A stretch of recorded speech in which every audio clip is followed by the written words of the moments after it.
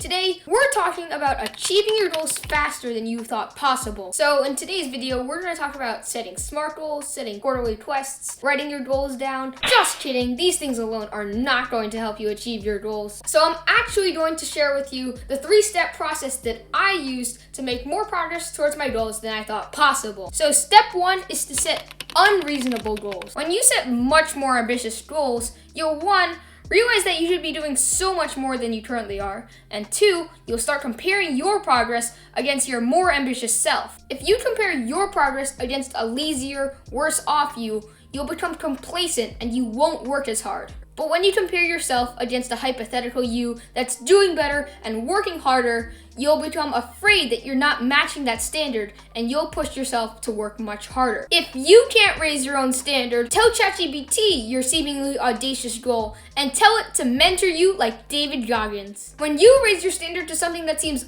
unreasonable, when you make progress, you'll feel like you're not achieving that much compared to that high standard, but you actually are. If my goal is to get to 5,000 subscribers on YouTube by the end of the quarter, and I only get to 3,000, I will feel like I failed. And if my goal is to get to 500 subscribers on YouTube by the end of the quarter, and I do get to 500, I will feel satisfied. But in reality, I will actually achieve 6 times more by setting the higher goal. There is a Dan Pena quote that really resonated with me. It said, "For those of you who want to be a millionaire, you're never gonna make 10 million. For those of you who wanna make 10 million, you're never gonna make 100 million. For those of you who wanna make 100 million, you're never gonna be a billionaire." So hopefully, now you've set a goal that's much higher than you've originally expected, but you'll never reach that goal if you don't act, because a goal without action is just a dream. That's why step 2 is crucial to achieving your goal, which is to realize that you're not doing enough.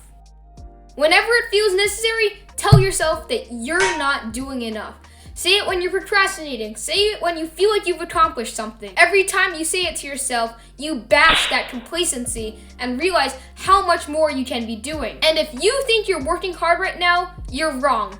If you're on YouTube right now, you're obviously not working as hard as you could be, and you're wasting a lot of time. Speaking of time, you might be putting a lot of time into your goals, but without this last step, you're not gonna get a lot out. That's why the last step is to realize when less is more. Productivity is logarithmic for all work that requires thinking, and most work in today's world requires creativity and thinking. So if I'm writing YouTube videos for 8 hours, let's say, the first 1 or 2 hours will be extremely productive, but as time goes on, I will start working slower and with lower quality. By the 7th or 8th hour, I'd probably just be better off doing something else, because my work here is so bad. So I know you want to work hard, but sometimes it's just smarter to just take a break or sleep and get back to work later.